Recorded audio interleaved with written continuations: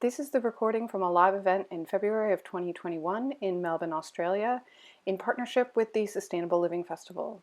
We had speakers from the Caravan Industry Association of Australia, from the Phillip Island Nature Parks, as well as from the Regeneration Projects. You will now hear the panel as recorded on the day. So what does it mean? It's actually, there is no 100% definition that you say, okay, sustainable tourism equals this and this. So it is, some say it's based on the Brundtland Report, Our Common Future from 1987, which means meeting the needs of the present without compromising future generations to meet their own needs. In terms of tourism, that basically means that our children, grandchildren, and so on can actually enjoy the planet Earth as we do today. Good example, the coral reefs, right? Great barriers, so it might be gone in the next 20, 30 years, so future generations can enjoy the amazing fish life. So now sustainable tourism aims at establishing a balance between the environment, social-cultural environment, and economic aspects of tourism. So where can we find the balance to have a positive impact on all these three pillars of sustainability and reducing our negative impact when we travel, basically. So at its core, it can be applied to any travel style or budget and can be incorporated into all parts of a traveler's journey. That means from your research, when you start thinking about where am I going, and the booking process that you do, to while you're in the destination, searching for your accommodation, the transport that you use, the products that you buy, the restaurants you go. So into every single keystone, where can I apply sustainability or travel responsibly, even then the souvenirs that you purchase at the end and come back. So having less harm, more benefit. So now there's an increase in the term of regenerative travel. What does that one mean? Okay, so doing less harm is no longer good enough. So just reducing your negative impacts is no longer good enough. The future of sustainable travel is regenerative tourism. So it basically means replenishing and restoring what has been lost and building economies and communities that thrive while the planet thrives too at the same time. So we actually leave the destination better than we found it. Okay, so we'll have a just purely positive impact. Obviously now we've seen with like climate change, the natural disasters like bushfires last year in Australia. And for those of you who travel like Snowy River and the Malakuta region, it's horrible what it looks like. I mean, even some of the fires that were just around here at the Great Ocean Road. So we see like how nature can actually destroy the environment, and there's no denial that it's caused by human impact the last 200 years basically. So more consumers are now aware and that they want to operate in sustainable mindset. So they change their own lifestyle. So you guys are interested, Sustainable Living Festival, you come to series, so you have that awareness already in there. So you might change your own behavior at home, but how can you do that when you travel? So we shift to deliver positive net benefits to all participants, not just ourselves, but the destination, the environment, the wildlife, and the community that lives where we visit. So tourism has the potential to become an agent of positive transformation that can contribute to a better quality of life for all. So in a utopian world, that will hopefully the future look like. So it means restoring and regenerating the capability to live in a new relationship and in an ongoing way for long term. So we don't think short term, we think long term in that way. There are exciting projects, if you haven't heard of it, such as Habitat Australia, a Echidna Walkabout, who plants actually trees for the koalas, just I think it's on the ULI or something like that. Obviously, like with the fire, so many trees have been burned, and then you book a tour with them, and then you can obviously help regenerate the destination at the same time, right? Because you cannot have a sustainable planet without regeneration. Okay, I'll just hand over to Lisa to do a quick warm-up activity and see what you guys might experience. Warm-up activities. Hello, everyone. We would actually just like to know, when we came up with all this, we were asking, or we were just chatting, what domestic travel experiences we had and the challenges that we had.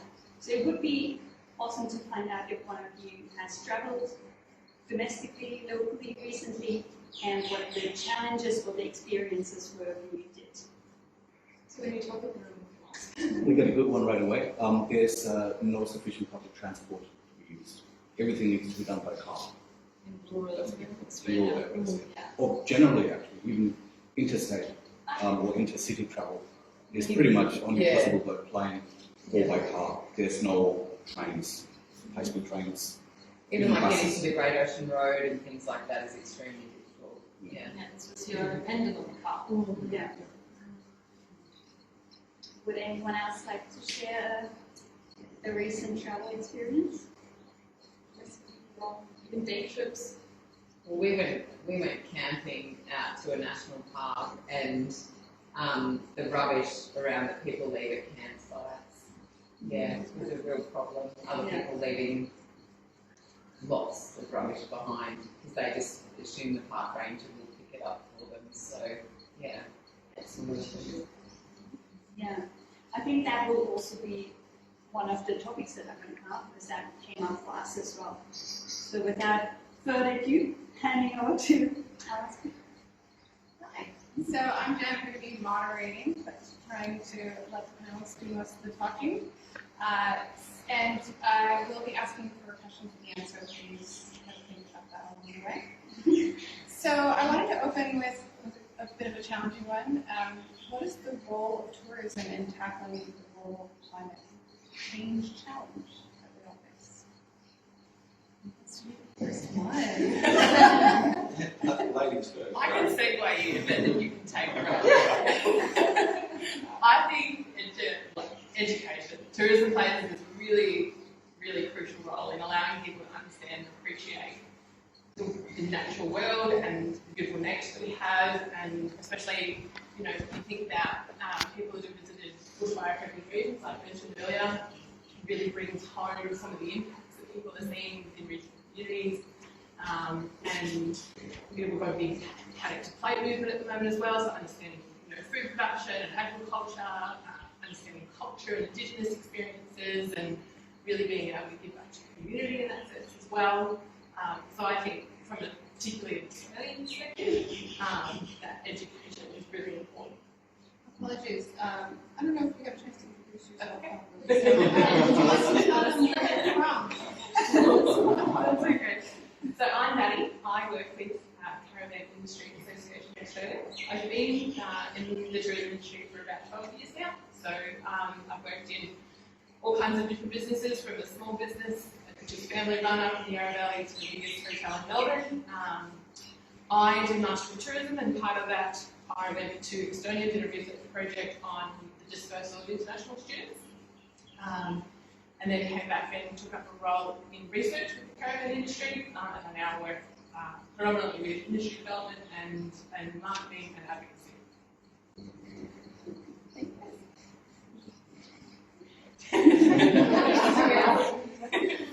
I'm Lucy. I work at Phillip Island Nature Parks, which you might have heard of the Lincolns. We're kind of the Parks Victoria of Phillip Island, basically, is the easiest way to explain sort of how we manage the land that's Crown land in Phillip Island. And I'm in tourism and marketing in that space for domestic visitors. So I've been in the industry for about 8 years now, working in everything from visitor services to marketing and destination marketing, and then looking at industry development and research. I did the same masters as Maddie, and I did an internship over at UNESCO looking at pairing up like sort of hero UNESCO sites with lesser known ones, and along with areas in the region, so trying to get people to travel further and travel differently in the way that they would have in the past, just going for one. So sort of that, looking at region, like I suppose yield and dispersal. And then I now work at Phillip Island Nature Parks and domestic tourism. Okay, so my name's Matt, and I work with a company called Regeneration Projects, and so we're a consultancy based here in Melbourne that works with businesses and organisations that want to go beyond sustainability into this regenerative space, or even leapfrog over sustainability into regeneration. So it's kind of getting into some of the strategic planning and the practical nitty-gritty of managing businesses and implementing these regenerative ideas. So putting it into practice. In terms of tourism background, I started off in design and got into business, and ended up down in Tassie as a bit of a call of the wild. So I trained as a tour guide, My offices included Bay Fires, Grayson and the Overland Track. Dreadful places to work. And then some time also in the desert. So working with organisations like the Tas Walking Company, who's one of the leaders in the ecotourism space across Australia. And then more recently, spent a number of years at Peninsula Hot Springs working up their wellness business case. So things that were on top of the bathing experience or spa experience, like the sauna, fire and ice workshops, or body clay experiences. If anyone's been there and you've been doing yoga while standing in the amphitheatre pools, that was also something that I was starting. And then, I guess, through the consultancy, now working with businesses and leaders through generative tourism. So some friends and specialists that are overseas, but also working in parts of Australia as well. And some examples here in Melbourne. I might get to Mark, but do you want to have a shot at tackling the question? Tackling climate change. Yeah. So just make sure you're recording this. Right now, Lucy is about to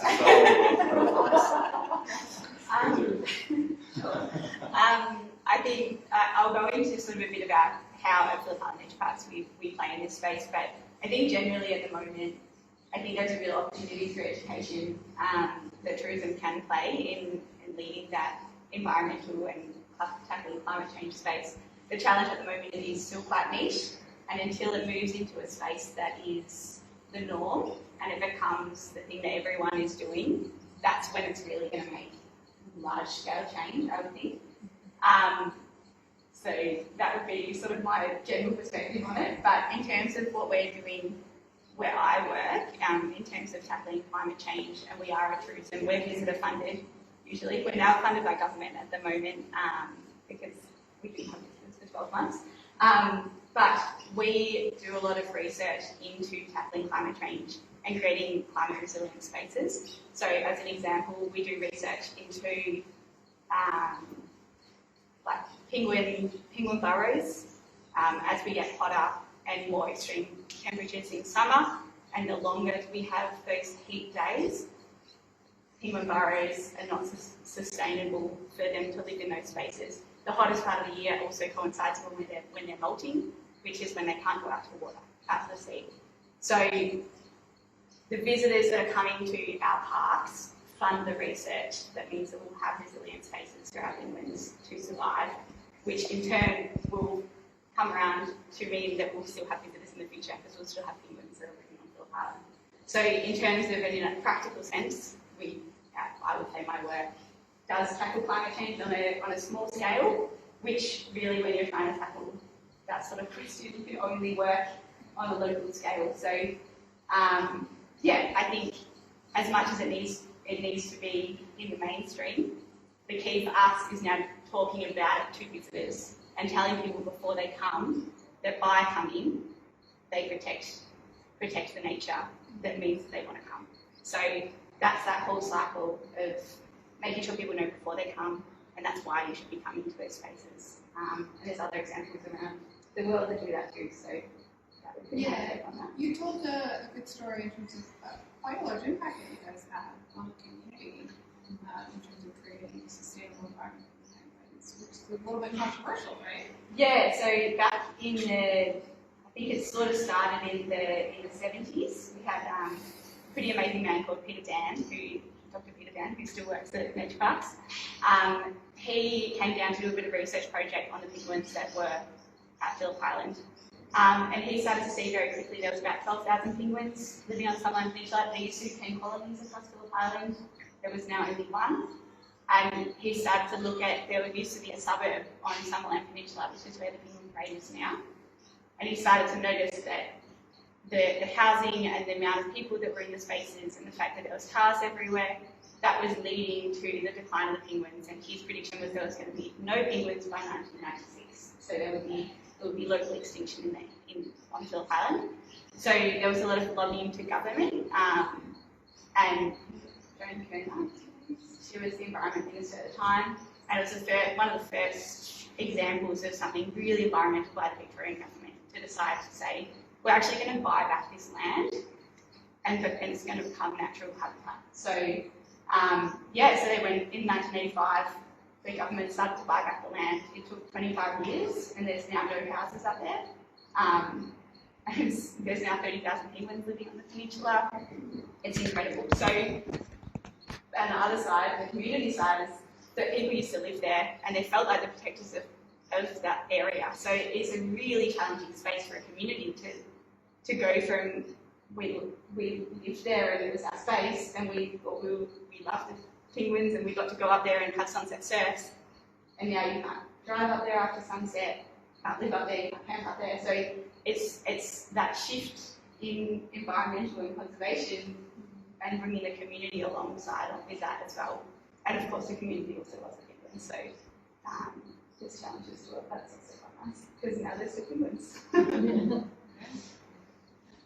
Yeah, okay, so there's a few things that come to mind. I mean, the first is from the traveller's point of view. When you set off to visit a place, and you're going from A to B, so unless you're walking or riding, then chances are that you're going to be creating emissions. So I think there's an accountability on the side of us as travellers to be able to offset our emissions. So obviously that's something that we can do probably more in the sustainability space, so we're kind of offsetting the harm, and using public transport or using situations that have got less emissions.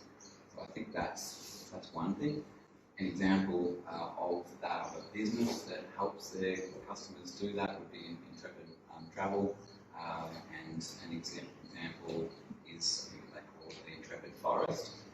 So basically, depending on if you're a light traveller or a traveller that's jumping on planes quite often, they'll give you different points so that you can be just committing, each month essentially to doing those emissions and sequestering them back. And there's a blue carbon project in Tassie where they're essentially, farming seaweed to be able to put it back in. So it's an example of a local business that's kind of giving a bit of leadership there. I think in terms of facilities, or experiences in places like this, I think there's an opportunity to kind of show people what's possible. And climate action is really an adaptation. So, just as you're walking in here, you've got the electric charger on the point there.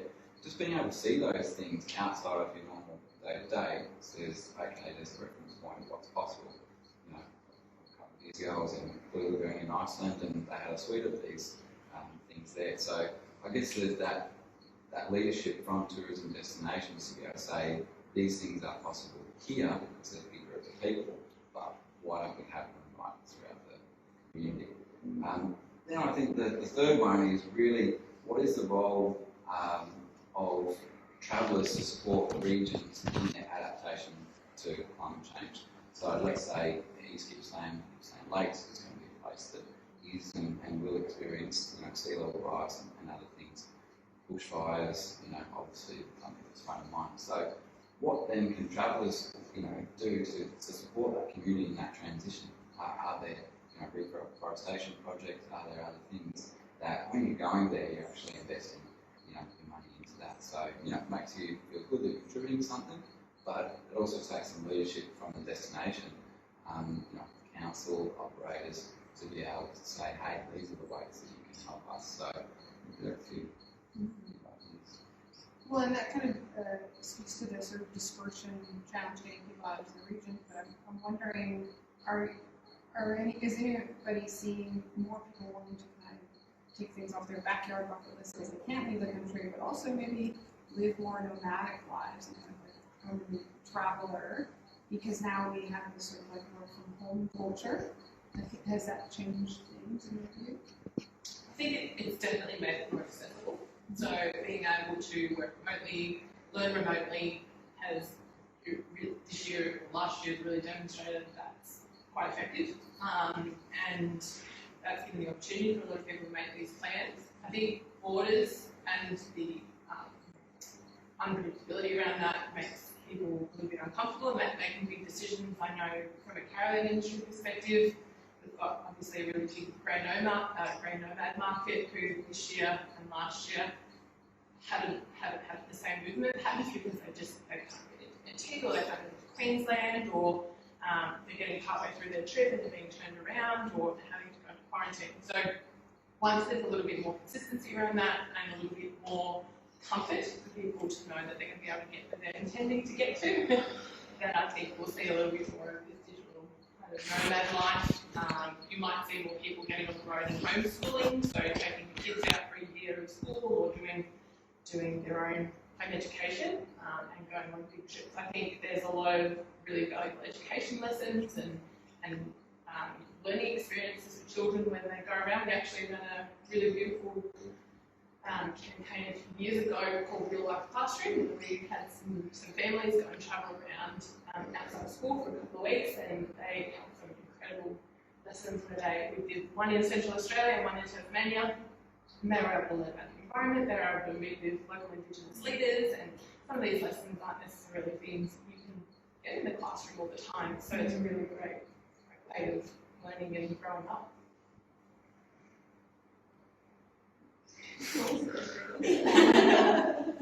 I was just thinking, I travelled around Australia when I was in grade 6 for a term, and I was just thinking about it, oh, it's such an amazing trip.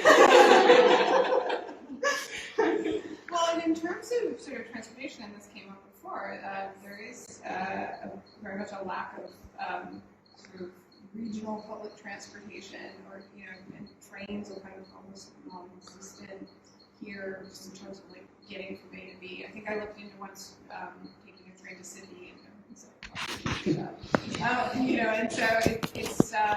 it's an interesting challenge. I don't know if it's ever going to be addressed because the country is so large, and so it's highly unlikely we're going to end up in that place anytime soon with trains.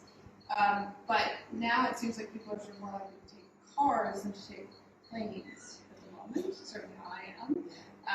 So I'm just curious, is that better? Well, it depends. I think there's actually quite a lot of, jumping through. There's recently been quite a lot of investment into electric vehicle infrastructure throughout Australia, and especially in Tasmania, they've got a really big project down there to create the electric highway, where they're incentivising local government and businesses to install EV charging stations, and hopefully with that infrastructure, people are then more comfortable to travel around their EV, which is a little bit better for the environment. So hopefully those kind of infrastructure development and growth in allowing people to move around and access the things they need can change the behaviour over time. It's just not a simple fix, unfortunately, especially in such a vast country. Sorry, may I also? I was just thinking in terms of public transport, a really good example is, those rail trails. There's a lot around Victoria, also in New South Wales, and one that is really popular is the Warburton Rail Trail, right? Oh, yeah. The problem is, there is a bus. You could take the bus. The problem is only the buses don't take bike. So you have to actually ride out to Warburton and back, or you have to have two cars to coordinate. Yeah. And that is the problem. And the simple solution there would be to install a bike rack to the front of the bus. Not a really big deal to do. That's not infrastructure as such. It's just a little addition to the bus. I don't know why that's not being thought about, but that would be an easy solution to a very simple problem. I think sometime, you go. I've done enough. You go. I know we have a similar issue that we have no public transport getting to Phillip Island, and what we do have is can be quite unreliable. And I think it's going to be a bit of a thing that it has to both be computer-led and people-led, that we need to show that we want it, but also it's going to be government. Our government needs to say that it is important for them. I know Basque Coast region is, which is where Phillip Island is, really focusing on, it's always been a thing they want to create more accessible pathways around Phillip Island. It's very, very car-oriented. You can get to some places that are really starting to connect on bikes and public transport to the island, but it's never been a push. And one of the benefits of us becoming more domestic focused around, I guess, the whole of Australia is that if that's what domestic people want, that's what the money will go towards. So I think that it is shifting, but it's going to have to be led from a higher level, working from government to build those spaces, because there used to be trains all over Victoria that obviously are now rail trails that are really beautiful, but there's no trains on them. So yeah, yeah. I guess it's an interesting one. You talk about slow travel as well. You know, probably the style of travel that we've become accustomed to is that fast hop, that kind of spring from place to place, rather than that kind of, slow pilgrimage concept, as an alternative. So I think that's probably something that if we start to shift, and rail trails are an awesome example of that. But if you start to see, travelling 100 kilometres is like, you don't have to travel 500 kilometres, you can travel 100 kilometres, but into a process through people power or otherwise. And I think that's the way we've got to start to shift. And probably what comes to mind is that during lockdown, obviously by necessity, we were restricted within sometimes 5 kilometres. And so what it meant was that we were using our cars a lot less, and the sense of space and the experience of your own backyard was so different. Like you're walking down the road and there wasn't cars, people were having conversations and things. So I think it's probably a combination of the slowness of travel between places, so it's not just about big distances and rushing, although there's a bit of juggling act there because Australia is so spread out and big. But I also think when you get to a place, it's about how you get around that location. So an example that comes to mind, and I'll probably use a few hot springs and bathing type examples just because it's been connected to the work that I've been doing the last couple of years. But Kurokawa onsen, which is in Japan, on Kyushu, which is one of the southern islands, it's a little village. Basically, you drive there and you park your car towards the side, a little bit like this, and then once you're there, you're walking around. And the sense of scale is pedestrian, it's people, not even bikes, and you can kind of walk to the outskirts of it. But I kind of wonder how those ideas could be adapted to, let's say, a destination like Phillip Island, where probably all of us have got images in our mind of literally, kilometres of cars banked up getting into Phillip Island for New Year's or something. But if there was a situation where your dependency on cars is quite different, you've got walking trails, you've got cycling trails, obviously you've got water that you can get around. It's just that emphasis on movement.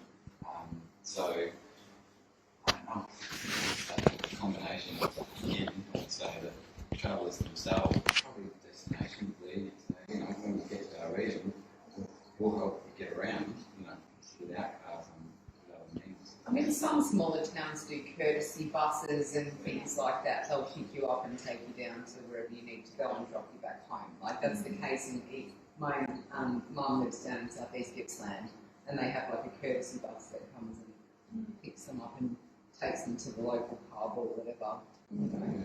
So those sorts of things as well. Yeah, and I think the other thing is balancing the financial sustainability of that. I know part of the strategic plan for Bass Coast Council is to introduce those ways of getting around via buses and across attractions, because it is really only buses at the buses and cars, and the buses don't go everywhere like the B line. So it is in their strategic plan is looking at how we do it, but on the other side, it's the economic sustainability of that and having those buses, because they're quite expensive to run, and also things like shifting the I guess it's also like a culture shift for Australians, because we do drive a lot. So I think there was one summer when I did try and run a penguin, like a bus to the penguins at night, and the financial sustainability of it was just not at all viable. And partly it's the culture of Australians is that we do like to have our own little thing that gets us around, whereas somewhere like Europe, not everyone, of course, but yeah. No, sorry. What I wanted to say is, what about increased parking fees, or even a fee to cross the bridge onto the island? I mean, I'm a fan of that. Me personally, I know that's you're having to stop massively the island. unpopular. I agree to that. I'm just thinking, because then people would take the bus because that will be cheaper. And it's also that thing of the cost. This cost incentive is really interesting because if you think about it, if you go on a trip, you're going to pay $20, $50 to offset your carbon emissions. You're like, oh, okay, it's going to cost me $50 to offset the carbon emissions. So then we start to create these price incentives. So if we're serious about addressing climate change, then it means that we've got to say, okay, all right, well, our culture has been one thing, but coming out of this, we've pressed the reset button. What do we actually want to create? And if we can transform, as an example, Phillip Island into this massive carbon sink, which is what it has the potential to do, and Victoria's got big potential to do this, then the price incentives and the cultural shift starts to change. But It's the difference between having to pay more if you don't bring your key cup and getting a discount for bringing your key cup. Right. It's that shift that would be amazing, and I think it will probably eventually happen. I definitely will not say that we won't be charging people for parking anytime soon. So in case it was but that's the thing is we get to choose, as individuals, we get to choose to play our part. I think that's really unique. When you look at London, London is doing it. They've got the congestion charge in the city, and parking is outrageously so expensive. But it's the right way to go. Oh, yeah. And they've got efficient public transport. What they do. Yes. That's different. Yeah, it's very easy to get around.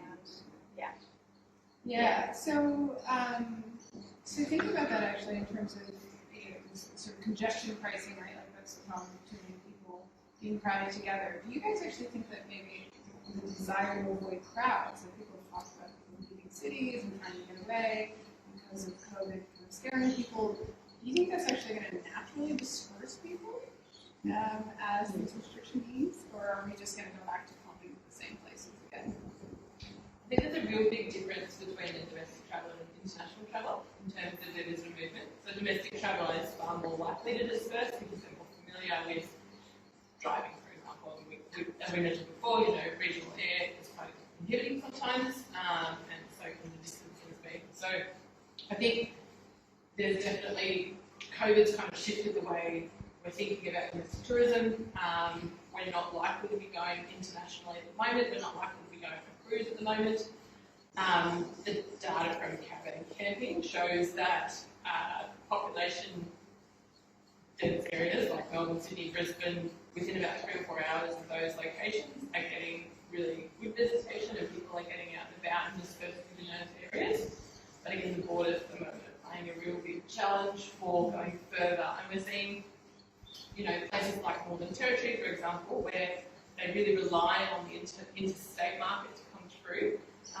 Until those borders have a little bit more confidence, it's going to be a real big challenge. But I think people are likely to be seeking road trips or things where they can be in control of their own space. They can, they're not going to be in public crowds or groups or where there's physical lobbies that are shared environments. They're going to be looking for places that they can control the cleanliness and that they have the flexibility of leaving when they need to. I think people are a bit scared about flights at the moment just because of the ability for things to change so quickly. And I know I myself have been caught through this whole time of, you make a decision to go and then you come back or whatever it might be. So I think once travel resets a little bit in terms of movement, then we'll see a lot more dispersal hopefully. Are you guys predicting at Phillip Island that when restrictions ease and more people are coming in from Queensland and things like that, are you expecting that to increase a lot, or are you guys still expecting it to be pretty dampened? I suppose we're sort of unique, not unique, but there's a few sites in Australia that are very reliant on international visitation, and Phillip Island is one of those. So in terms of our domestic visitation to the interstate, it did grow over the summer. We saw pretty much across the whole of the island, almost every attraction and the wineries and F&B, they all did really well. They did have that growth in market share. I think for us, the onus is on us as, marketers, is to make sure people aren't just going to the places that they always went to. So from our perspective, in the past we only really focused on the spaces that did bring us money, our attractions, which meant that we're trying to shift more towards speaking about our whole of island experience, which means that people will potentially stay longer. They'll go to different places on the island. So on Phillip Island, obviously, we have congestion and spaces over the bridge and to the single trade at different times of year. But there are other spaces that people can go. So if we try and move people around the area more and understand that there's more to do, then we'll have to stay longer. They might come on a different day rather than that Friday night, leaving on Sunday morning sort of trend that happens throughout the year. And are there any kind of discussions around like having bike paths that kind of hit all those spots that's like actually structured such that, you know, spend a day exploring these spots and take this path, right? So like lay it out for them to make it really easy. Yes, yeah, we are moving in that direction. So there's like as Fast Coast Council have already started looking at, so basically from Wonthaggi to Cows, you can ride your bike. So that whole way through, you can now ride your bike. There's a few connections that need to still happen out to like some of the wineries and out to some of Peninsula England. So there's still connectivity that needs to happen, and I suppose financially for us, we aren't funding new projects at the moment because we need to be funding salaries. So we can't be at the moment, but there is a shift and there's a plan to bring those sort of projects forward from a government perspective. And from council perspective, and on the other side as well, we're focusing on itineraries, ways of moving around the island, and so is Destination Phillip Island. So Destination Phillip Island, they're a regional tourism board, so there's regional tourism boards all across Victoria and Australia, and they've just brought out ways of moving around according to themes. So if you like bird watching or wildlife or beaches, So we are trying to theme things more and also show how you can move across spaces. Not just in cars. You go to the next question. This goes a couple of Well, I mean, one of the things that we talked about before is, one of the great things that tourism can do is fund conservation, right? Which you guys are doing. That's actually one of the downsides of the great pause that's happened, right? With regards to travel, there are a lot of conservation efforts around the world that rely on international funding, and they can't get a replacement from government. And so this is the kind of stuff that we want to sort of see restart on the other side. But there's this challenge of like, then you have to do international travel, which is, has that carbon cost, and so everyone wants to kind of wade into the challenge of that the cost of travel versus the value that it has in terms of exposing children to concepts in real life that really actually internalize those lessons and help conserve the regions that those things. You want to tackle that trade-off? Yeah, something that comes to mind that you're getting at there, that value of education. So I guess the bigger piece of that is talking about, and I don't get carried away here, sing out if I do. But so if we talk about natural capital, so when I work with my clients, we have these 5 capitals that we talk about: well-being capital, natural capital, cultural capital, financial capital, intellectual capital. So every business, every region, even every person has these capitals. Truth is that very few businesses will actually manage across these things. An example being the wellbeing budget that New Zealand came out with in the last couple of years as a step in the direction. So if we look at we look at the ecosystem services that natural areas provide, us as a community. They range from mental health, obviously I would love, it's something that we're all really aware of, that thirst of being around nature, water and so on. Balance, right? And then you've got carbon sequestration, you've got habitat, you've got education, you've got tourism, all of these things. So I think it comes down to that great awareness of how we value, we measure, communicate those different types of services. Visit Victoria, Parks Victoria, if anyone wants to look into it, as a report called Valuing Victoria's Parks. And they're probably one of the more progressive, ones even internationally, but they're starting to bed this down, and there's some conversations that we're involved in, and they're coming up this week where we're working with a couple of the International Ranger Federation and a couple of other key groups that work with rangers internationally. But it's in partnership with the World Bank and the UN Development Programme.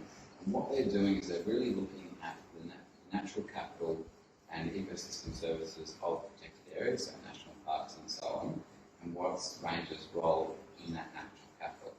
So then you put it into the tourism context, because tourism and conservation are all interrelated. Because tourism is being blocked into protected areas, so people can't fly to Africa to go and walk the Big Five, for instance. How do we keep looking after these places? So it means you end up with different business models and different way of measuring these ecosystem services. So that's going to be a fundamental shift in the economy, but it comes back to measuring what are the value of those places that we're engaged in. And tourism's got a big role in that. Did I get carried away? No.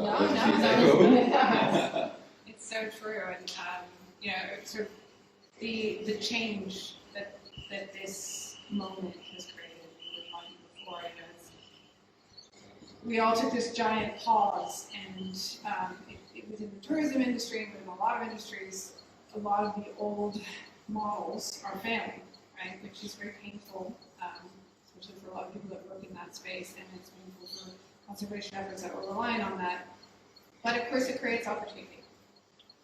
So I would love to hear from you guys what opportunities you're seeing to regrow tourism off the back of this great pause. I honestly believe that one of the really beautiful opportunities that has come out of this is the appreciation for local.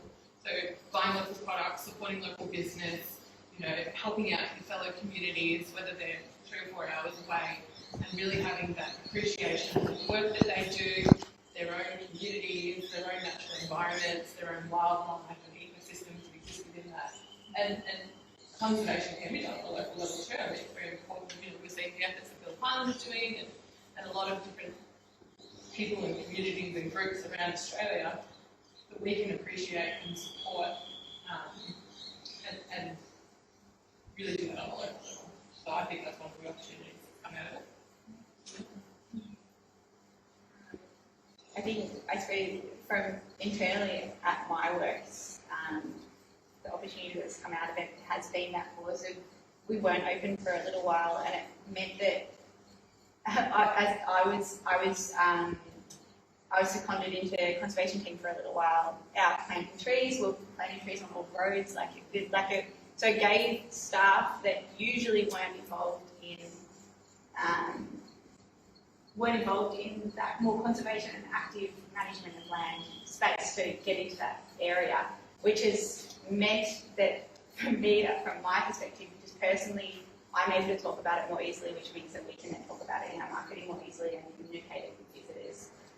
So I think probably from my just professional development perspective, I know that's not just tourism, but it's meant that we've been able to shift the way we talk about what we do and the way we talk about who we are has happened really naturally in that space. So that's a huge opportunity for us. But I agree, I think people care more about our local spaces because we're looking at our local spaces. So you're more likely to go, oh, well, maybe we'll take a trip up the block for the weekend and go to the local brewery and a local distillery and, those sort of things that you would always plan to do, but you went to Sydney or you went to Perth or you went over to New Zealand for 5 days because we could do that. So I think the opportunity there is to really see your local spaces. Even me living on Phillip Island, I've only been there for 2 years, and I've spent a lot of time going back up to Melbourne before I wasn't allowed to. So just personally, I found it has shifted the whole way I feel about where I live. Yeah, I think that local element is really big, and I mean, Melbourne, for instance, it's going through a lot of pain at the moment, and I guess the question becomes, okay, how do you bring your city back to life? not for, you know, for residential, or if it's not for work, then what is it for? So how do you make a place like that attractive? And one of the things that's kind of been bubbling away for a while is an effort to work towards transforming the health of the Yarra River, and to the point of actually being swimmable. And you're going to kind of smile and laugh at that one. Let me share a story for a moment. So back in 2017, I was travelling through the Nordic region and visiting Oslo. And one of my friends, she runs a food experiences there. If you look them up, Food Studio, really beautiful curated experiences. They go foraging literally along their main stream. We started along the main stream, so let's call it probably in scale, probably close to Mary Creek. I actually did an event here back in 2015, I think it's called the Food and Wine Festival. Basically, we kind of went on this foraging trip, and then we went up to the Preserve farm called La Seta, and at the end of it, it gets to like 10:30, and they're like, oh, I want to come to the sauna. Cool, because we're in the middle of the city, let's go to the sauna. And like in my mind, I've been in saunas in Finland where you're at this really remote lake and there's no one around, and if you're naked, you know, the nearest neighbour is a couple of hundred, metres that way, so, sweet. So I didn't know what to expect, but we'd walk around the harbour front and it would be the equivalent of standing on the edge of the Yarra opposite the Arts Centre, and they had this series of floating saunas. So within, from finishing this trip to this food experience, to coming out, dripping sweat of this floating sauna and stepping out on the equivalent of the Arts Centre of Opera House, I'm plunging into their harbour. Now, what's interesting about that, they call it the pirate sauna. I went back in 2019 and there was over, I think it was close to 8 of these floating saunas and this other big pop-up called Salt, which is, they have a sauna there that's big enough, not as big as this room, but it's big enough for about 100 people. So, what was really interesting is that basically the pirate sauna floating into the harbour, reclaiming the river, for example, imagine that happening here in Melbourne, was a catalyst for them cleaning up the river with the expectation that, it would be safe to swim. And certain days, if after a storm or something, you're not able to do it. But if you think about the Yarra River, if I've taken my nephews and nieces there, you wouldn't let them touch the water. But what if tourism was a way of kind of transforming Melbourne to the point that, by 2030 maybe it's swimmable. So I think those are the kind of ideas that in the next 10 years we've got the opportunity. So, why not dream big? And there's tourism businesses that are talking about this at the moment. So watch this space. They never, I think the one thing the great pause and not being able to do anything or go anywhere, we have an opportunity that we don't want to see in the media is that you see these, like Venice in Italy, for example, like the dolphins could be seen, the Himalayas could be viewed in certain parts of India that haven't been for decades. And it kind of, I think, gives everyone, exactly what you're saying, more people need to have proof. Often they don't, they just assume there was the proof. If we don't, watch where we step and take that more into consideration, I think people will travel more ethically and look to those regenerative experiences and how. So yeah, it's interesting with the Yarra River swimming. Yeah, and it's not uncommon. So Oslo is doing it in New York. It's a floating filtering pool. That's, so if you can clean water in the East River, then you can probably swim in the Yarra. And there's other cities that are doing it. But absolutely. So once we get all the cars and bikes and dead bodies out of there. But it's amazing because once you set a direction, things start in motion and you can't stop it. Yeah. And you talk about First Nations connecting to it's the river. The river's not going anywhere. It doesn't climate change, whatever. The river's not going anywhere. So there's opportunity. I love that, and I just love that vision of having a swimmable Yarra. But one of my most memorable travel experiences is being in New Zealand and going, I did the Milford track, which they control, so they control the number of people that are on the track in a year. time. I'm sure that it's sustainable. And you can take your water bottle and take it into the river and just drink out of it. And I was like, what, are you sure? Was it sweet? It was beautiful. It was, I mean, it's hard, it's like just pure. I don't even know how to describe it, but it's just, and it opens your eyes, like, this is possible. And that is, of course, one of the things that I believe that travel can do, is it can show you, okay, well, your world looks like this, but there are other places that, you know, things are different, and so you can envision that things can be different than they are. And even understanding the process, I mean, you know, taking the family up to Warburton, where you've got the Yarra Valley, the Yarra River in such a form that isn't overly polluted and whatnot, and being able to be like, okay, the water that you see out front of the outside has actually come through here. So I think that's a really beautiful story to share with, you know, particularly the people that are going to be able to help us rejuvenate for the future and the young people that are coming in to appreciate these things.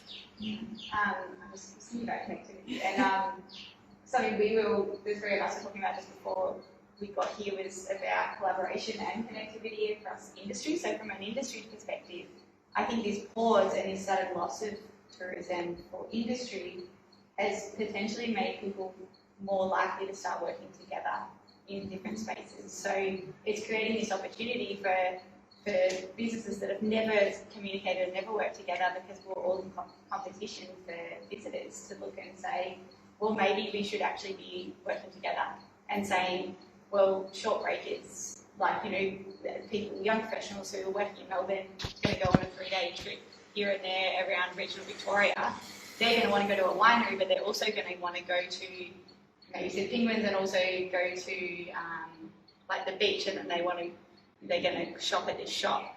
So they're all businesses that wouldn't usually work together, but suddenly we can start looking at how people are travelling, and then start to connect businesses together and start working together to actually create more, I guess, more dynamic itineraries and ideas for people. So I think there's a real opportunity for that in this reset.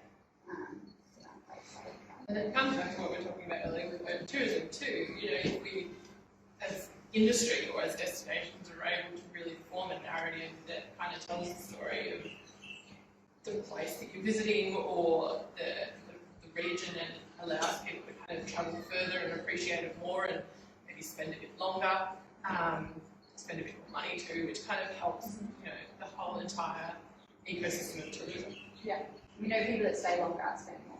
That's sort of from the research that we've done, and also just in the industry in general. And also, I think you get a better experience as a traveler. Oh, definitely. Yeah, if you just stop and take a photo and run away, like, did you really go? You know, Yeah. sort of, whereas if you spend some time there and you actually have a slow experience, and it sinks in, you know, like having walked for 5 days across the Milford Track, like, that sticks with me in a way that, like, stopping at a roadside, like taking a photo of a vista just doesn't. Right? And it can also be the small conversations with locals too. You know, you hear the story of the community that over 30 years has really adapted in Phillip Island, or, you know, it might be, you know, a story of a farm that does things a particular way to make something grow a particular way. But you get that really informed experience. Does anyone have any questions they've been dying to ask? I love that you guys have been volunteering. That's excellent. Anybody who's a little bit more shy? Sorry. No, I'm serious. That's really good. You got more questions, that's great. You're welcome to ask more questions. Yeah, I'm a little shy. But I love professionally. I just like then, and I thought for activity is more likely focus on like virtual tours. Like, okay, so you've got a tour planned, and then, you know, lockdown happens, is there an alternative package that might be a virtual thing or something sent out? It's a great question. I feel like Lucy might have the best answer to that. I think, well, obviously we had very well timed penguin live stream that I haven't claimed you, but it was in my team, and my team did an excellent job working on that, and was phenomenally engaging audience. Because everyone's in seeing Melbourne. virtual fan and parade. If Yeah. you haven't, you should watch it. Yeah, it was not funny, but it did end up. I think it launched like almost on the day that Melbourne went into stage 4 lockdown, which was a complete coincidence, and it was very very lucky, I guess, from our perspective, but also like for Melbourne that you bring this. We were talking about before that it shifted. So I would say before COVID, our domestic audience, there was a bit of a perception that Phillip Island was potentially too busy. Lots of bus tours, and people taking photos of penguins when you weren't supposed to. So that was a pretty general perception of a lot of people that you spoke to about Phillip Island, or about the penguin parade in particular. And us being able to show that virtually without any of those things meant that anyone that had been to the penguins, suddenly their memories of the experience shifted towards, oh my god, they're so cute, this is an amazing conservation story, this is somewhere that we could go and see in the future. And I think that the virtual tour side that was able to take out all of those other factors that people remembered, did that for us, that was, and that's the way we're trying to move anyway, is to show that this is why you would come here, is because of this situation. So that was a very good example of that. On the other side, I don't know if virtual will ever completely replace tours and those. I think I would see it more as something to entice you to want to go, really. Because I think the connectivity you get from actually speaking to someone or actually being somewhere, or because that's what tourism is. I mean, that's why we all work in this industry, is because we love people, and that's travelling is about that. So I think that it potentially will never replace it, but I think it's a really exciting space to start coupling with it, and for inspiration and those sort of things. Yeah.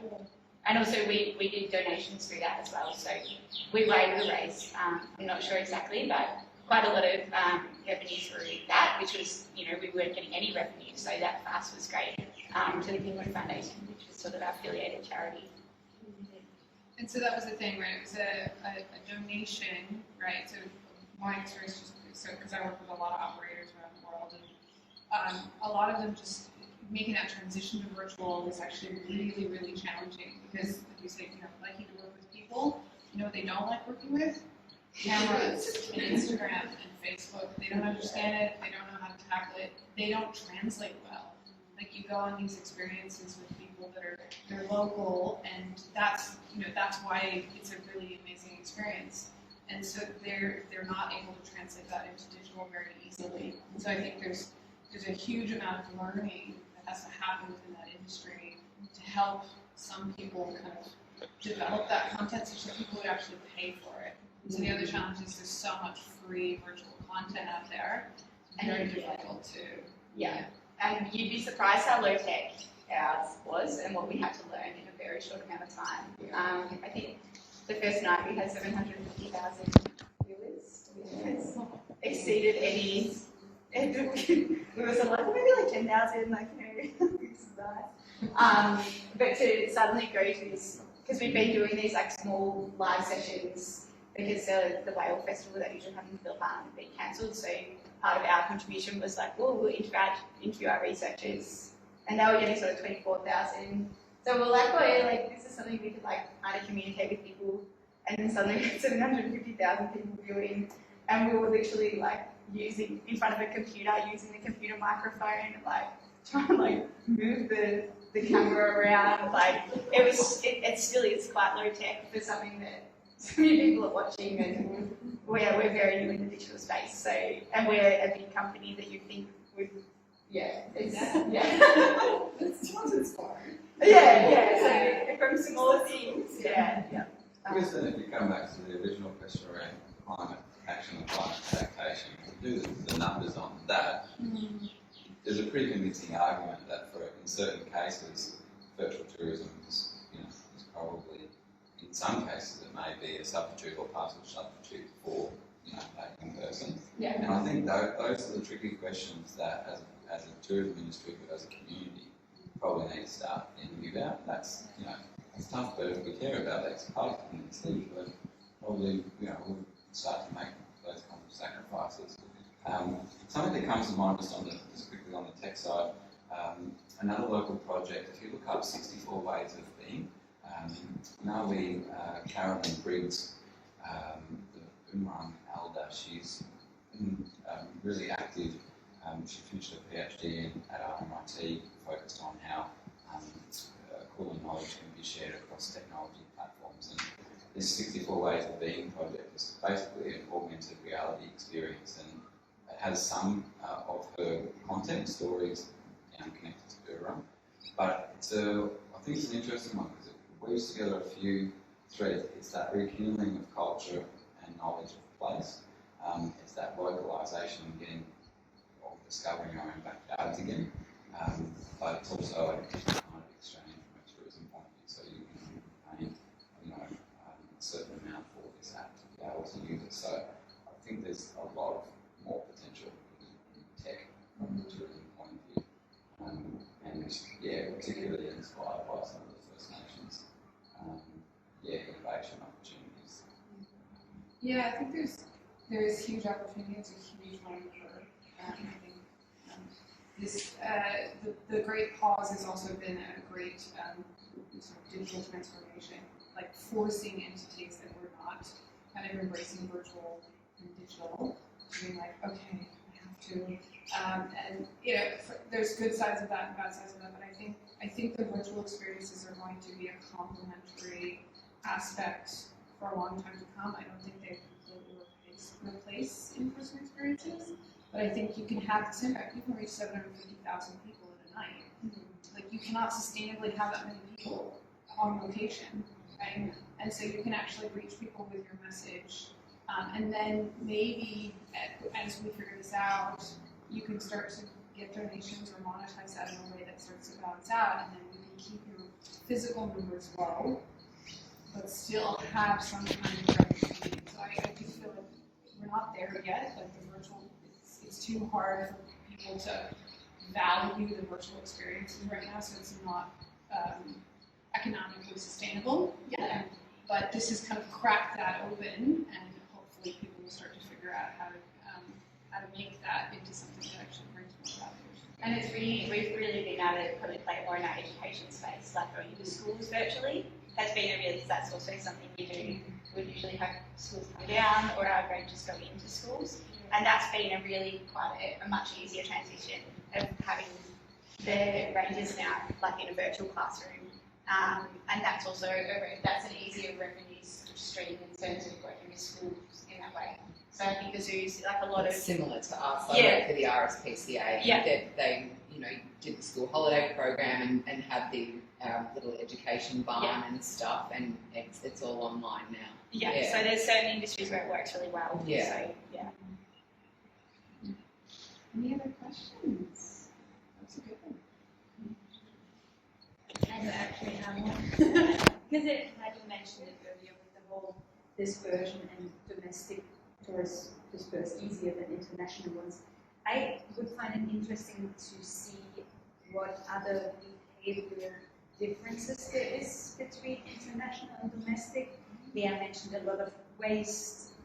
Would international tourists have more respect for the land and be less trace, or would you know? That's very tricky to answer in terms of different impact. I think that sometimes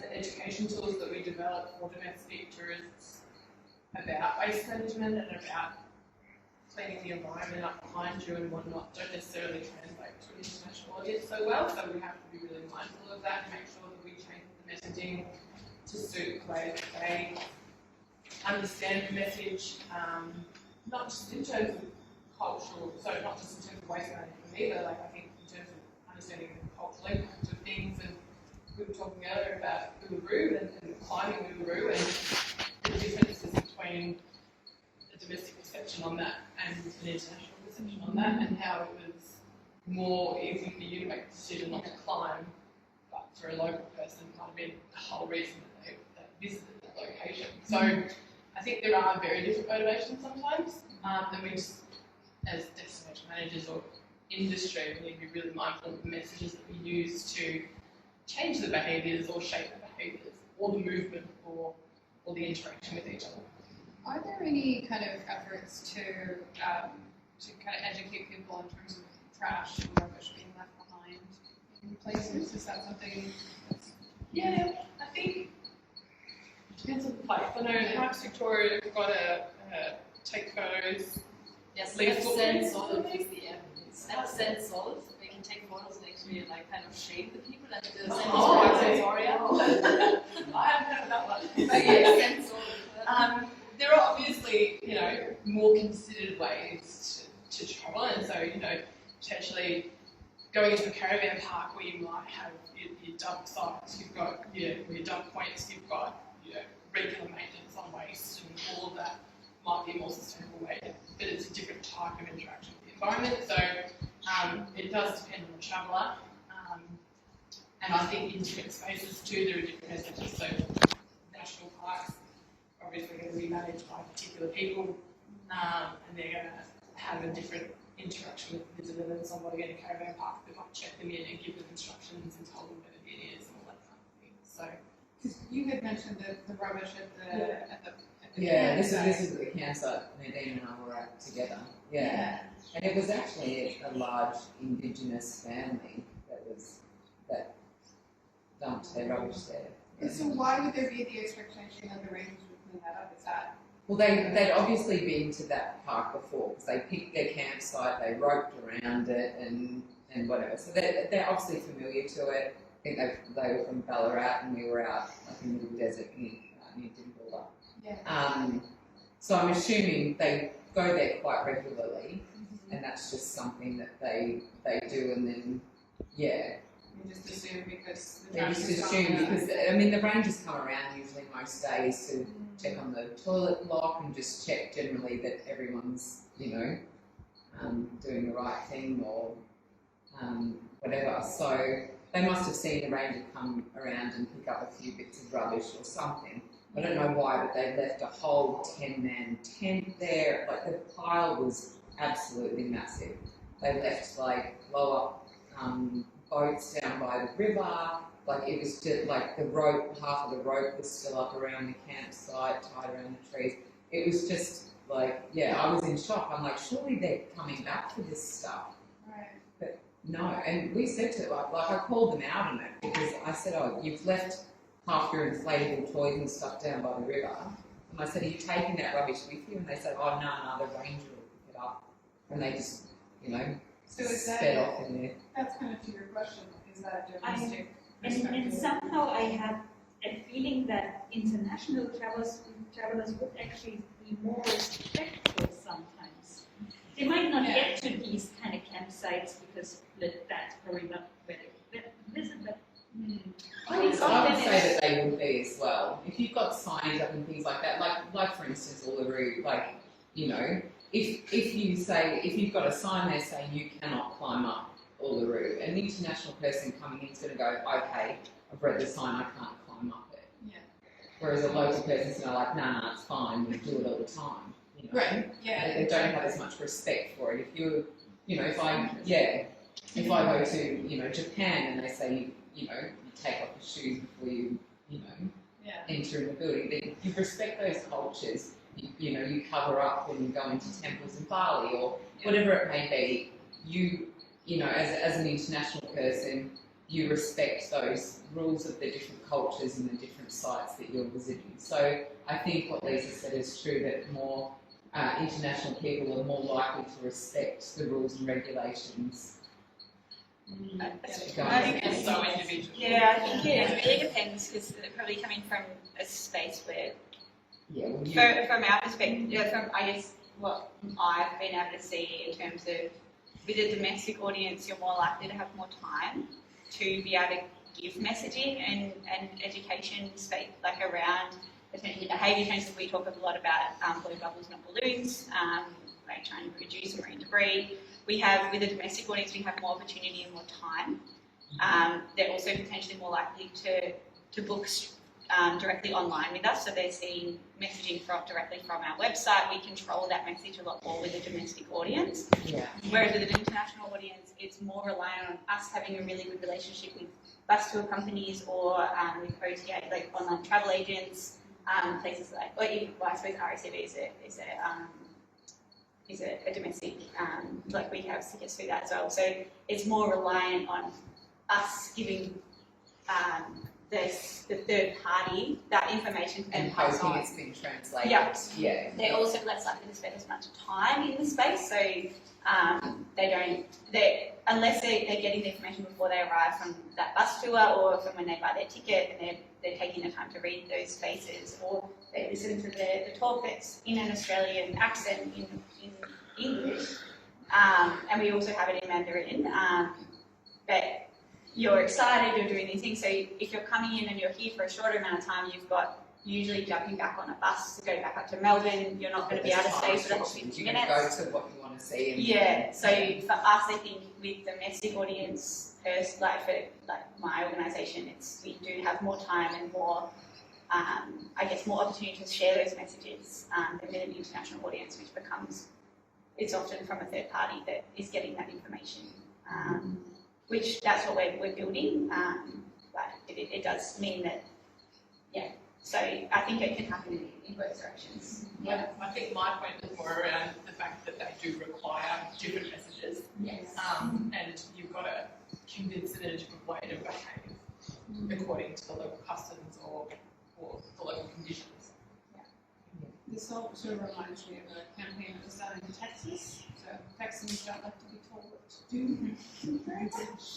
And so they wanted to reduce the amount of litter or rubbish in the state, and so they had a "Don't mess with Texas" message. And so they just recognized that, like, you can't scold them, but appeal to their pride in their place. This is your land. Don't mess with it. Love where you live. Yeah, and so I'm and maybe this comes back to sort of the Indigenous stories as well. It's like feeling that connection, feeling that pride of place. So instead of being like, oh, someone else will do it, be like, oh, well, no, this is mine. Like, I need to treat it as something that I have to care for. Yeah, like sharing spaces. That's the opportunity that I see, is that we've got a window of time before international travellers come in here, and in the sense, I think there's a community part of this, and there's an industry part of this that Tourism Australia will take the lead on. But when we open the doors again, it's like, what do you want to show off in your home, right? And what message do you want to communicate? And there's something that's while we're talking that came to mind. There's a project that we're involved in called the Fire Circle. It's basically an online monthly gathering that we have with First Nations elders and other Earth-connected people around the world, and generally business leaders, but often people from the border community as well. So through this first series of events, we've had Melbourne and Jeffrey who is based up in Yirrkala in northeast Arnhem, and she worked with Reconciliation Australia for over a decade. She also was invited to the PM's cabinet, so a really amazing lady. But what was interesting is that so many of the people that came onto this call were internationals, and what she came up in conversation when we were reviewing this series, and I think it's quite telling, but she said that generally people outside Australia are more interested in learning about First Nations culture here than the locals are. Now, then you flip it back to, okay, showing off your own backyard. There is this window of time where, hey, Black Lives Matter movement last year, we had Aboriginal Lives Matter movement. Is this an opportunity where creating some of those bridges in that private place and where we are connected to, because we can't go anywhere. So you might as well get to know your own backyard a little bit better. But then when we do, we do open up the doors again, being able to have that little bit of knowledge, those few seeds, maybe an experience that says, oh, hey, when you open that door, you say, well, Majika, welcome. And you have that different approach. So there's that window of time that we've got between now and then, whenever then is. Maybe is a way to kind of flip the percentages. Yeah, even introducing language, and because Phillip Island is Malau in language, and we use some in Past Victoria do it really well. I don't know if you've ever looked at Past Victoria's Instagram, but the way they integrate language and connect to the country in their messaging is really, really, really good. I think it's really good. And that's part of it, is like if we start to bring into spaces and work with land councils and Aboriginal groups to start bringing in those messaging and make it normal, that will help when international visitors come back. I think as well there's not a huge amount of research that's looked into whether domestic visitors are interested in Aboriginal stories. We know that international visitors are. From, I think, a few years ago, I remember speaking to someone in Victoria, and they were saying that they don't have the research to back up. They say that domestic audiences are not that interested, but there's not necessarily research to back up that they're not interested. Yeah, I don't believe that. I think yeah, there is interest. Yeah, I think that at the moment there hasn't, the research doesn't back up that they are or not. So therefore, there's been an assumption that they're not interested. Yeah. So I think that's taught at school. It wasn't taught at school. No. We were sort of, I guess, yeah. I think. And I think that's such a shame because I would love to know more about it. Yeah. It's always been that you actively sort it out, which is something I know I've done in my life because I am interested. But if you weren't necessarily actively interested in Aboriginal history and cultures, I mean, I grew up in Bunurong country and then know that there was Bunurong people still living on Bunurong country, and I now live on Bunurong country again. And I've learned so much since I moved to Phillip Island. I didn't learn growing up on that beach stuff. So, yeah. So if we look to Aotearoa, for instance, New Zealand, what they do with their marketing strategy is that they'll blend Te Ao Māori worldview with the work still learning basically European culture. Yeah. But they'll work in parallel. And so this is something that Tourism Australia get to.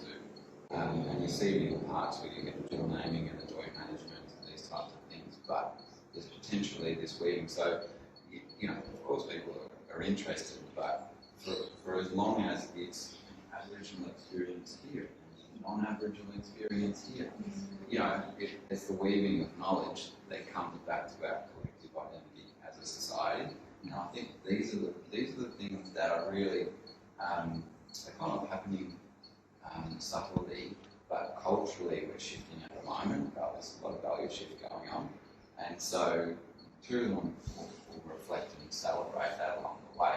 But I suspect that will be one of the outcomes of this time, not overnight, but long term.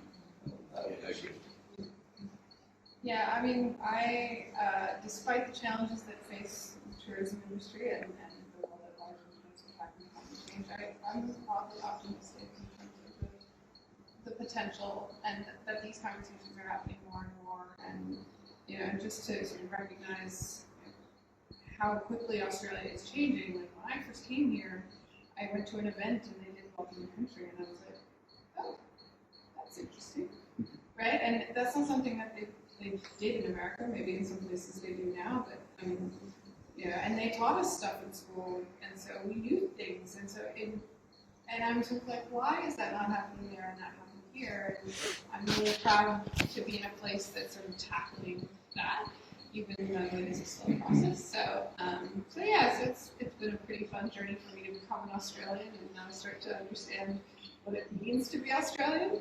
I think we're just not as fiercely patriotic as America is. Yeah.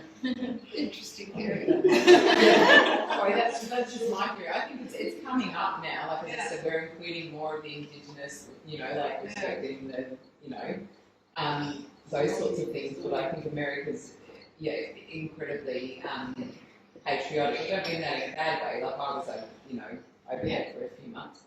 But I think Australians and I don't know. So whether that's Australia's also a younger country. I think, like as in the sort of the mainstream, like what I would have called Australian before I moved here, is younger, and I think maybe is still trying to seek its identity a little bit. Yeah, I think we are slowly getting there. And I think our common denominator is Aboriginal culture. I mean, I'm not born here, but I'm a recent immigrant, and I can identify with Aboriginal culture as like the common thing that we all have in common. You having been born here, I'm not having been born here. Just saying the British flag or the Union Jack and the Australian flag doesn't. I don't identify with that, but the Aboriginal culture, we all could embrace that, if you know what I'm saying. I think for us it started with the Reconciliation Action Plan at Alex, and it needs to be led by Aboriginal people. It can't be. I think that has shifted as well. It's starting with that recognition that it's actually led by Aboriginal people. It can't be led by us. I think we need to embrace and facilitate those spaces so that they can lead it. And it comes from having more Aboriginal people employed in different workplaces, having action plans that will actively embrace culture and connection, and even the fact that we know language, but then we need to have permission to use the language, and where we can use the language, and how we can use the language, and where it's appropriate, and so I think that it's a complicated one, but I think the more we learn and the more we listen, the better we'll be, and I think the richer Australian tourism and Australians in general will be. So. That's something that we can actually integrate into tourism, offering a product where we have more Aboriginals leading that tourism product and offering to the domestic travelers.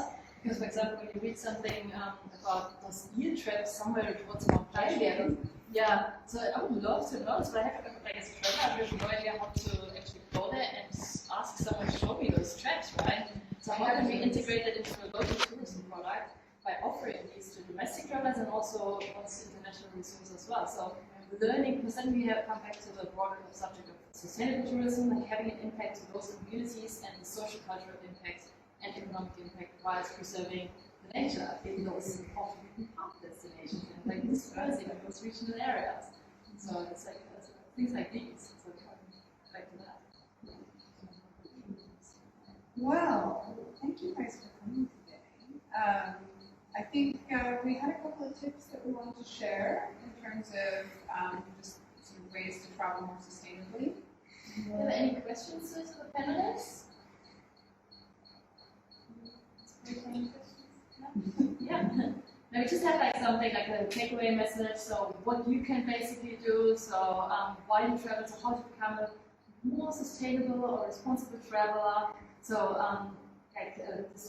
what do you want, for example, like wildlife protection, feeling to make a positive contribution in the destination when you travel, giving back to those communities, and to try local cuisine, local products. So when you go to the high country, like visit the beach with a honey producer, for example, and reduction of plastic waste. So ask yourself, what do I actually want to with my travel to have an impact, right? So you start by having the right mindset. So because everything starts within yourself, not just with travel, but in a sustainable lifestyle as well. So you can actually start by being a better booker. So book off season, avoid the crowds, try something new. Use platforms such as bookdifferent.com, Airbnb, EcoBnB. So don't just disappoint Airbnb. There are actually operators that offer more responsible products and accommodation. Offset your travel. So we had the topic before. There's actually a website called Green Fleet where you can offset your car emissions when you travel locally. That's not just for travel, even for your everyday life. Okay, so your own household CO2 emissions you can offset there.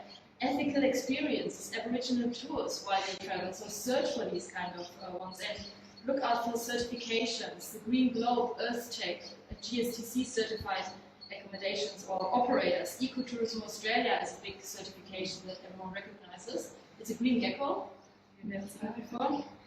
And also for, as you mentioned earlier, so you can apply sustainability to all types of travel. So starting from camping, bush camping, so plan ahead, prepare, travel and camp on durable surfaces, dispose of your waste properly. So I've encountered on my travels, it's super hard going bush camping and trying to recycle plastics, soft plastic, your recyclables, landfill, organic waste, the compost. What do I do with it, right?